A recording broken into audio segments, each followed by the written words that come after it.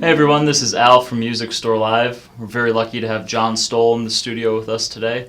We're going to ask him a few questions about music and jazz and see what he has to say.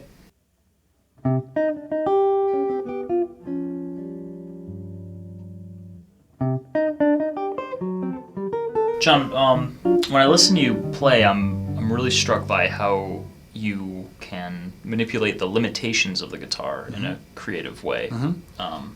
And I'm wondering if you have any advice on meeting limitations on the fretboard and just personally with creativity rather than frustration. I think where a lot of guitarists would get frustrated, you kind of see an opportunity. Well, I mean, no one is in love with their own playing, me included. I mean, we're always pushing up against our limitations. So I tell folks at clinics, accept the perception of yourself as a student because it never changes. So I never listen to myself and think it's wonderful. I think sometimes it's better than others. I can listen to it enough to enjoy it enough to keep going.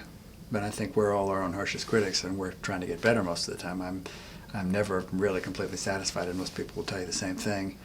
So in terms of creativity on the guitar and maybe going beyond the guitar, I tell folks to listen to other instruments for inspiration. So I listen a lot to piano for inspiration in terms of breaking the chords apart.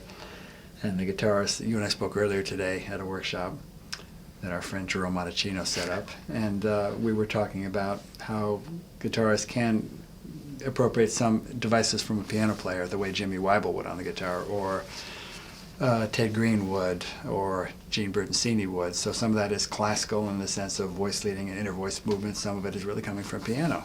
But I didn't transcribe any piano accompaniment. I've just listened enough to some of those folks and piano players I like Bill Evans and Herbie Hancock.